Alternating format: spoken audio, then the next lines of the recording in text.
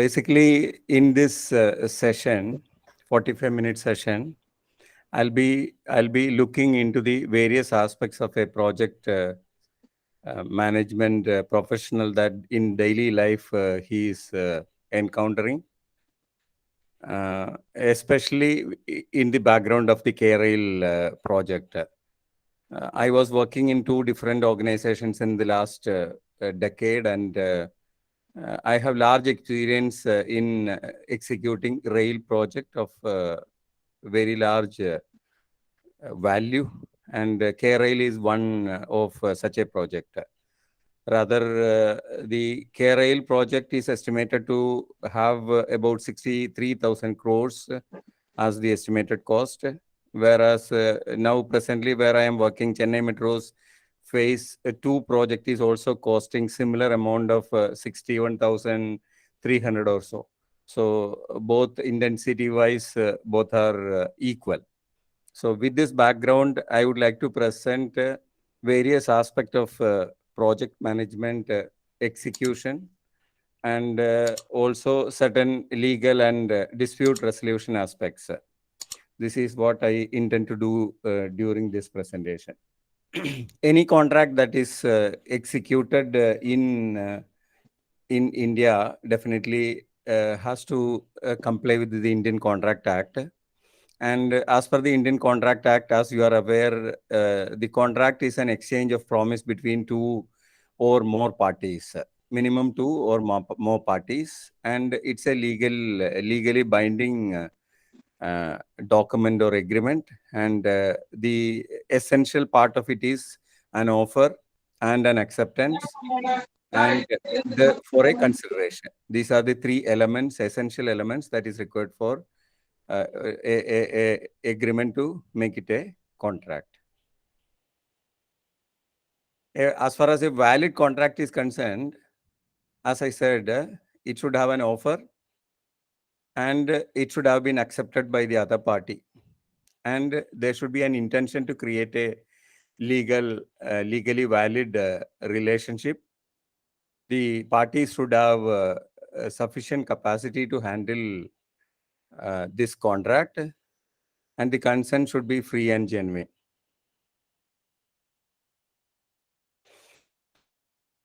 I would like to, since you have a law background, I would like to list out some of the important rules and acts and rules which is related to any sort of contract, whether it is small or bigger. Initially, certain some acts and rules are listed, but this is now getting replaced with the Labor Code. So earlier it was Contract Labor Act, Minimum Wages Act, Payment of Wages Act, PF Act, ESI Act, Employees Compensation Act, Payment of Bonus Act, Building and Other Construction Workers Welfare Cess Act, Maternity Benefit Act, Payment of Gratuity Act, Interstate Migrant Workmen Act, Equal Remuneration Act, Child Labor Act, and few more are like as I said about the Indian Contract Act. When we talk about railway projects, the Indian Railway Construction Act is applicable. If it is metro, there is a Metro Railway Construction Act. Similarly, there is a Metro Railway Operation and Maintenance Act also, and related rules. So these are the major acts and rules which is applicable in the case of any of the contract, specifically into metro contracts or railway contracts. KRail project, of course, is a railway contract, and so Indian Railway Construction Act will be specifically applicable. Few things about the contractor's responsibilities. When 2 parties engage into a contract, both parties have their own obligations, responsibilities, and liabilities. So here, contractor's responsibilities is slightly listed. We will go into details further. Contractor, as per these rules listed, shall maintain all records of wages, PF, pension, and other things. all statutory compliances needs to be his responsibility. And contractor shall indemnify employer against any sort of claims or losses under various acts and laws. Contractor shall have full control over its employees. He is, of course, responsible for payment of wages, and in addition to that, the bonus, EPF, and ESI, and other things. He is also responsible for payment of income tax or GST and any other taxes or duties applicable. And any claims arising out of such rules or acts or rules also will be the contractor's responsibility. Specifically, when you talk about KRail is a joint venture company between Government of India and Government of Kerala. And of course, GOI, Government of India has got very less equity. Similarly, Government of Kerala also. Most of the funds for execution of this project is coming from various funding agencies. And the largest contributor as far as the funding is concerned is JICA. I think 50% of the funds will be drawn from JICA only.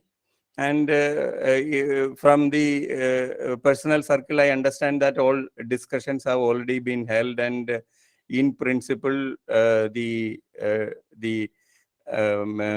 funding has already been agreed. And major contributor is government of it's not a bank; it's an agency of the government of Japan. It's called JICA, Japan International Cooperation Agency. They are the biggest contributor.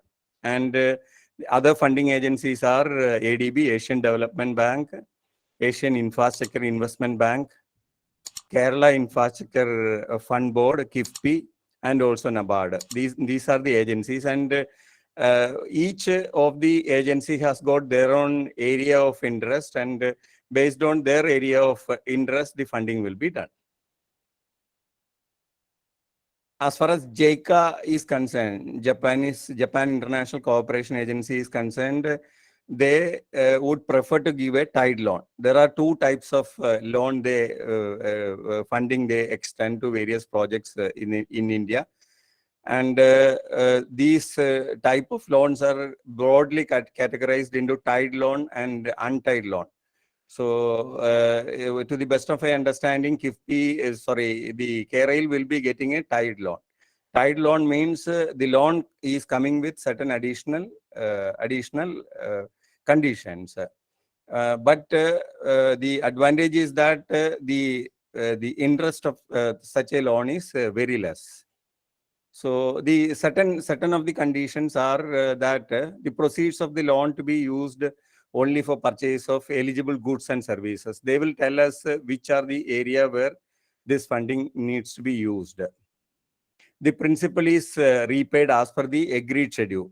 Normally, this schedule will be about 40 years or so. Initially, there will be a 5 to 10 years of moratorium period, and beyond that, the payment should start.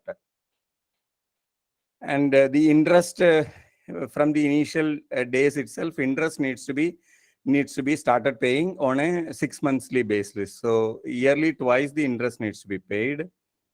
And the interest for such a tied loan is only about 0.2%. 0.2% is the interest. That is the attraction for such a loan. But it has got when they put additional conditions, the execution will have certain additional difficulties also. One of the important condition that they put is when you execute a project, the 30% of that project value needs to be procured only from Japan or companies owned by Japanese nationals. This is one of the conditions for such a low percentage of loan. So only Japanese companies, if tied loan is agreed, only Japanese companies will be participating in the tender, and so participation is less. The price, of course, will go high. Instead of a global tender, we will be inviting tender only from Japanese companies. That is the difficulty. Certain items are not eligible for such a tied loan as far as JICA is concerned. General administrative expenditure cannot be spent from these funds. Taxes and duties are excluded. Purchase of land. Say Kerala will be acquiring thousands of acres of land all over Kerala. Those purchases are not funded from JICA funds. Then R&R compensation cannot be paid from these funds, and other indirect item and services cannot be taken, shall not be paid from JICA funds. I would like to introduce another agency called FIDIC. FIDIC is International Federation of Consulting Engineers, which is a renowned agency based in France, and they are the forefathers, I'll say, as far as project management is concerned, and their documents are referred everywhere. They have model documents for execution of any large project of various nature, and based on the requirement of the project, they have various types of tendering and execution documents available. And agencies like JICA has already partnered with FIDIC, and multiple banks like World Bank or Asian Development Bank or many other banks have already aligned with, partnered with FIDIC, and FIDIC is supporting them. So FIDIC has got a generalized document available. We call it in color red book, yellow book, and pink book, and all based on the requirement.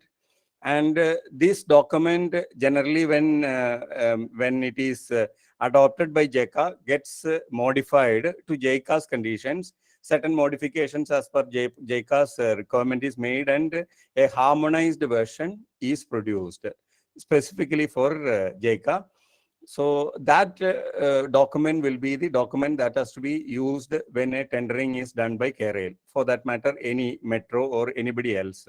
So when Japan is funding it, JICA will insist on their own conditions and their own documents for tendering to be used, and that is a harmonized version of the FIDIC document, FIDIC contract document.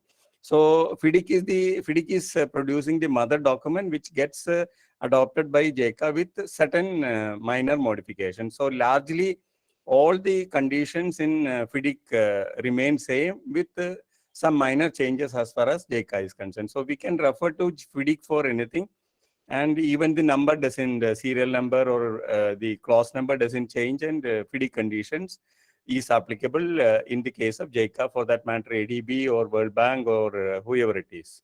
Even for that matter, French bank, Cochin Metro was in the phase 1 using French bank, AFD's funds, and AFD is also adopting the FIDIC conditions only. FIDIC has got various documents available as model contract document, and we need to see how we select a particular contract document before we adopt it. So the funding agency, of course, will guide us. But then the general principle is that when we have a construction project, if construction is there or service is there, in the case of maintenance also, there is a set of documents available. If the work is related to construction, then whether it is the particular project is designed by the employer means the owner of the project, or in this case, Kerala is the employer, and the contractor will be somebody X or Y who is contracting it. So we need to decide whether Kerala will design the project and then design will be given to the contractor to execute it, or there is another method called design and build principle. So based on design and principle, the work will be awarded to a contractor. He will design and he will execute like turnkey and then hand it over to Kerala. So based on this method, we can select the documents. Basically, I am referring to two documents here. One is conditions of contract for construction for building and engineering works designed by the employer. Design, that is the key word, designed by the employer, which means in this particular case, the Kerala will be making the design. CARAIL cannot do it on their own, but then they will appoint an agency, and in engineering terms, they are called the DDC, Detailed Design Consultant. So a detailed design consultant needs to be appointed by CARAIL. The DDC will design the project, and the design will be checked by CARAIL. And based on that design, contract will be awarded to another party to execute it. This is one method, and in such cases, the Red Book is used. First version of FIDIC Red Book was published in 1999, and further it got revised also. Another method, largely I am talking about the bigger, larger, popular methods.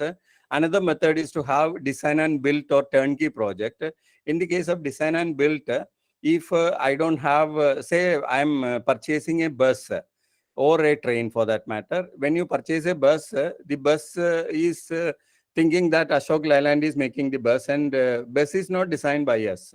Bus is designed by Ashok Leyland, and we simply pay the money and purchase it. But while purchasing, we can of course say, if quantity is large, we can tell Ashok Leyland that the seat needs to be of this color. I will require the bus to be painted in this particular color, and design has to be like this. The seat has to be cushioned like this or without cushion, and these signages to be available on the bus. All certain peripheral parameters can be specified by us and tell that this bus should be supplied in such a fashion. Another important thing is that we can say the bus acceleration capacity has to be of this particular rate, and bus should, once brake is applied, will stop in this particular this one. So basically the performance parameters can be specified, and also certain peripheral architectural parameters can be specified, and still we say that you construct the bus and give it to me as I am telling. So this type of contract is called design and build. So generally in railway projects, I can tell you is that certain non-civil works are executed through design and build contract only, like procurement of train, say purchase of train, say in the case of KRail, or for that matter Kochi Metro purchases a particular train.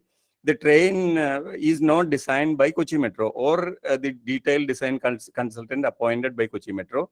And the tender will only talk about various parameters that the train should have. Simply, we can say that it should have an air conditioner, and air conditioner should be able to maintain this lowest temperature.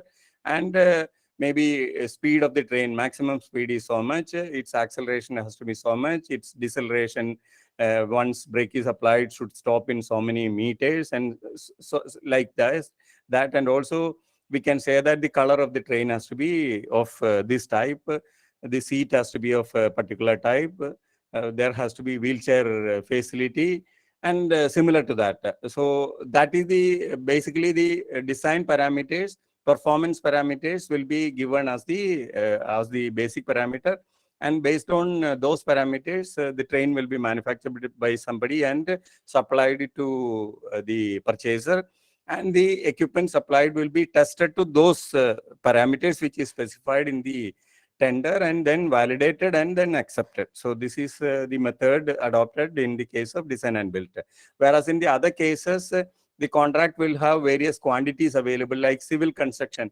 When you talk about concrete construction, we can say that so much of meter cube of the concrete needs to be supplied or executed, or similar quantities can be specified, and then we can execute it.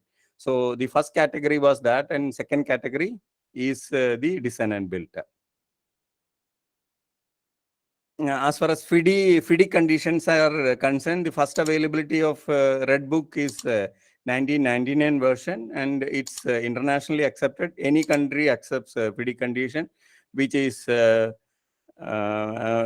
also accepted by various funding agencies. And one of the beautiful thing is that it's a well-balanced contract. When you compare FIDIC conditions with a governmental contract, like CPWD contract is very popular in India, which is taken as a standard by various government agencies in India. But see, in the case of CPWD also, the contract always will be lenient towards the purchaser, the government.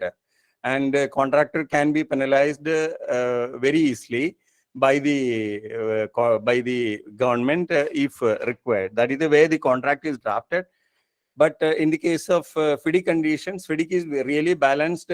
Both the parties have equal powers and responsibilities. Even risk also is shared equally by both the parties. Just to show you that FIDIC has got various books available. You can see red book, pink book, yellow book, silver book, and all. But I'm referring to two things only. One is the red book, and also the pink book, which is the the design and build contract. As far as FIDIC conditions are concerned, there are about 10 sections in the bidding document in a contract, and the list is available. The instructions to the bidders, bid data sheet, evaluation and qualification criteria, bidding forms, eligibility criteria, the corrupt and fraudulent practices policy, work requirements. Work requirements means that the technical requirements, then the general conditions, particular conditions, and contract forms. So whatever the clauses, general clauses applicable, including the arbitration clause, comes under the category of Section 8, which is general conditions of contract. And we will be discussing more about the general conditions now. As far as the contract definition is concerned in FIDIC, it means a contract agreement, the letter of acceptance, the letter of tender, and the conditions, specification, drawings, and the schedules, and further documents which are listed in the contract agreement. This is the definition of the contract, which is different from the definition which is given in the Indian Contract Act. There are two parties, employer and the contractor. Employer means the owner of the project. Employer is owner of the project. In this particular case, we can say that KRail or the managing director of KRail, representing the board of KRail or the government of Kerala, is the employer. So employer is the MD of KRail. And engineer. Engineer is another important term which is referred in contracts. Engineer means the person who is nominated by the employer or appointed by the employer, and engineer has got all the authority to execute the contract. The contract is executed by the engineer. And in this case, I can say that MD, if MD is the employer, he will appoint a chief engineer for execution of the contract, and that chief engineer becomes the engineer. We are now talking about various clauses in the contract. Certain slides I'll skip and go to the important slides so that we can finish it within the time period available. So if you see the clause number 8 is talking about commencement, delays, and suspension. So here, once the letter of award, LOA, is issued, or once the bidding process is over, then the contract gets awarded to that particular winner of the contract, L1 bidder or whoever it is. The winner gets a letter of award, and then an agreement is signed. So immediately after the agreement is signed, within 28 days, the contractor is supposed to submit his master schedule. We call it the program or schedule for execution of the project. This is an important clause in the FIDIC conditions. Another is extension of time. Once the schedule is submitted and approved by the engineer has got the authority to approve it. The schedule is submitted by the contractor. It has been approved, and so he has got a timeline available. Say the particular contract runs into, say, 5 years of execution time. Every day or every month, what is to be done will be detailed in the schedule. And if that is agreed, he need to comply with the timing and execute the project. If due to some reason extension of time is required, then contractor will be entitled to extension of time based on various factors. If the reason for delay is not due to the contractor, then he will be entitled for extension of time. All these will have financial impact also. Say extension of time is being applied by the contractor. Then, of course, the amount, as we have discussed earlier, the funding is done by various funding agencies, and once funds would have been disbursed, and each day will be costing in multiple lakhs or crores even. Each day will be, interest will be in terms of multiple lakhs, and so any extension will have a serious impact on the project.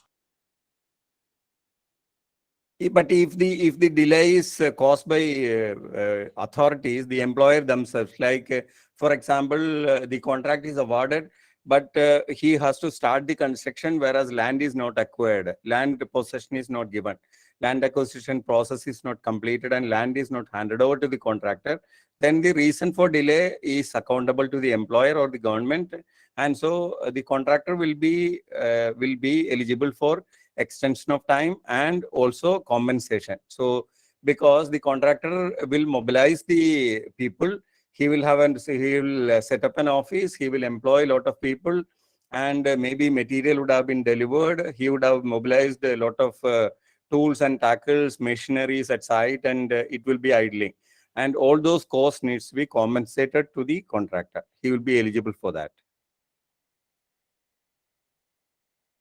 This is about delay damages.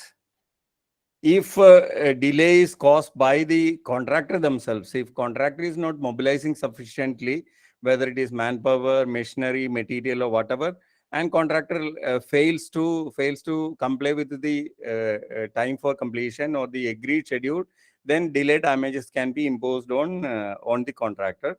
Delay damages are nothing but the compensation for the damages caused to the employer or owner of the project. FIDIC also talks about suspension. The work can be suspended by the engineer. Engineer can issue an order telling that you stop the work. The suspension can be for prolonged suspension also. But if the suspension is getting too much delayed, then the contractor has got an authority to ask for termination of the contract. Clause 10 talks about taking over. Once the works are over, then taking over procedure is explained in clause 10. The taking over of the project can be done in full or in part. Like Kerala, maybe it is of 550 kilometer, and the contracts are thinking that the whole section is through one contract only, like certain contracts like signaling system from end to end has to be from one contractor only. Otherwise, technology differs, and so compatibility will not be there with the train. So signaling specifically is going to be one contract from end to end. If that is the case, then taking over also needs to be done in sections. Like Trivandrum to some other, maybe Chennai needs to be commissioned first.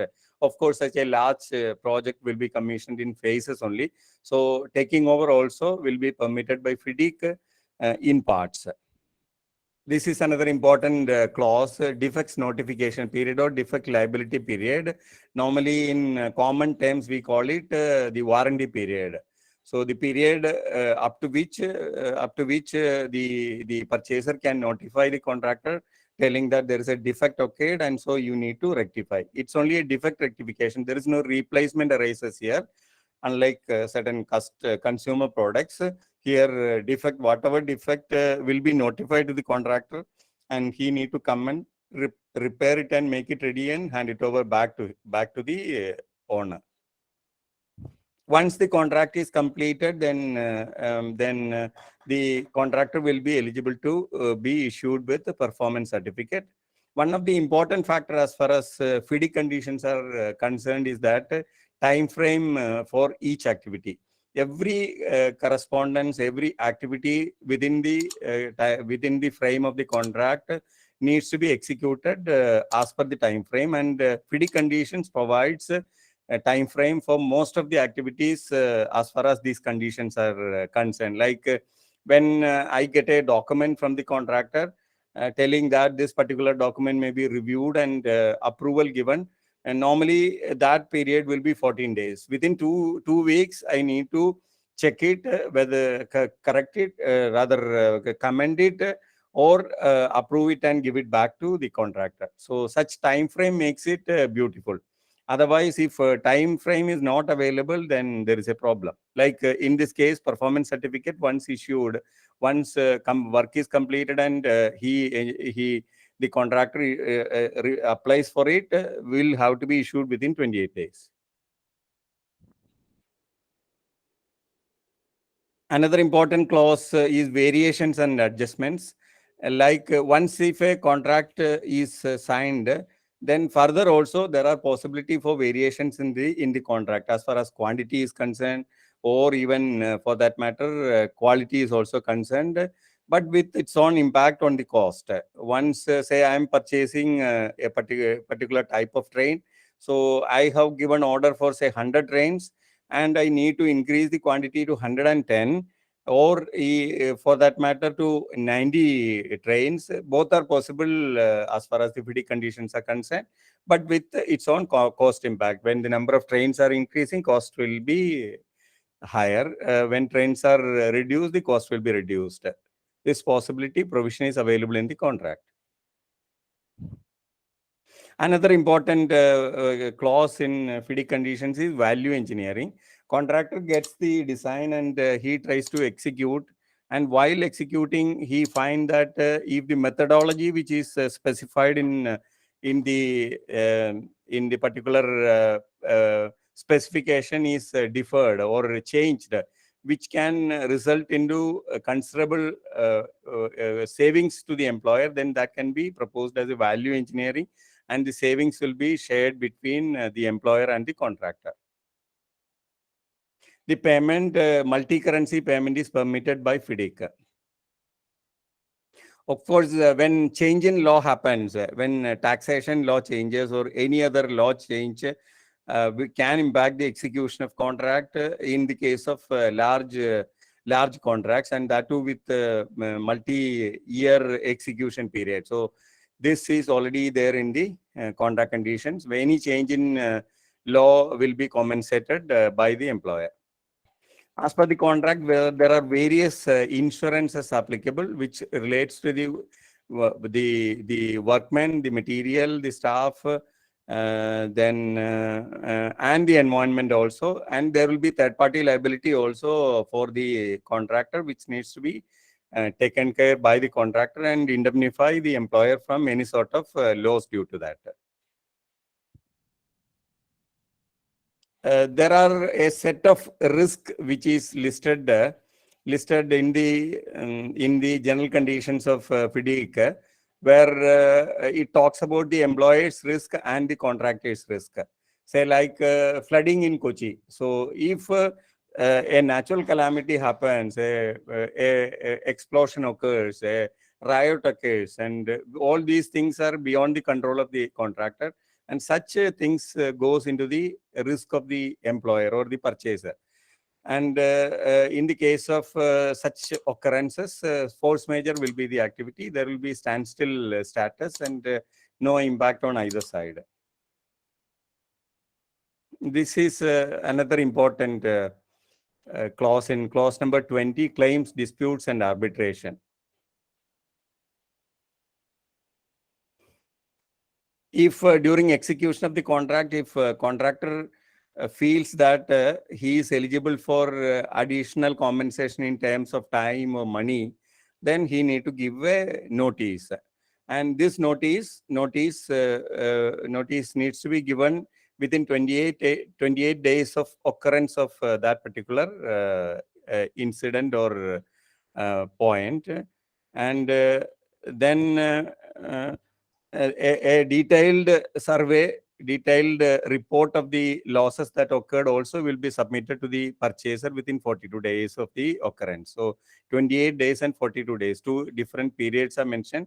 First intimation, and then second is detailed report. In the case of dispute resolution, there are three methods given in FIDIC conditions, and the first method is called DB, dispute board, and second is mediation, and third is arbitration. This is the order which is given in the FIDIC conditions. And first is once the dispute is raised and the details are also submitted to the engineer. Engineer goes by its own procedure of inspecting the item and then making assessment, and if no decision is coming, then dispute will be referred to the dispute resolution board. This could be a new word to you, dispute board or dispute resolution board. And generally it is single member board or 3-member board. If nothing is mentioned, it is a 3-member board. And in the case of 3-member board, 1 member will be nominated, just like in the case of arbitration. 1 member will be nominated by each party, and both the members nominated will select the 3rd member as the chairman of the board. If the parties are not agreeing on the members, then the assigned party, the contract will have maybe most of the cases it will be the employer themselves. The employer will have the powers to appoint the DB, Dispute Resolution Board. And once the once the members are appointed, the terms of reference needs to be framed. The DB's conditions of agreement is already given as part of annexure in the FIDIC conditions itself, which can be referred, except certain items like the remuneration and such things, which needs to be agreed by both the parties. So once the board is formed, then both parties, the party who has raised the dispute will approach the dispute resolution board, and the board will refer to the documents, generally a document reference, and in rare cases, based on the intensity of the or value of the dispute, hearing also will be conducted, similar to that which is done in the case of arbitration. And within 84 days of reference, the recommendation will be given. The decision of DB will be given as a recommendation. And this happens within 84 days of the reference. If the party, one of the party is not, or either of the, both of the party is not agreeable to the decision of the DB, then within 28 days, dissatisfaction notice needs to be issued to the other party, and then that will be the start of arbitration process. But also says that even though this commencement of arbitration will happen, but then still there's a possibility for negotiation, and FIDIC says that at this stage also both parties should try for negotiation and settle the matter, and then take it forward. If amicable settlement is not possible, then only the next step, the arbitration will be resorted. Of course, for arbitration, the procedure as given in the Indian Arbitration Act will be followed, or as per the provisions which is given in the contract will be followed. The seat, language, the place of arbitration, such things are generally given in the contract. Or if nothing is given, especially in the case of international arbitrations where the other contractor is a overseas contractor, then UNCITRAL law can be followed, or ICC procedure rules can be followed. If it is domestic contractor, the details generally will be given. There is a provision there in the contract data for providing all these details. So any FIDIC condition contract will have these details naturally because of the format. The seat will be provided in the contract itself, place of arbitration, and language and such things also will be given there. Based on that, the arbitration will be taken up.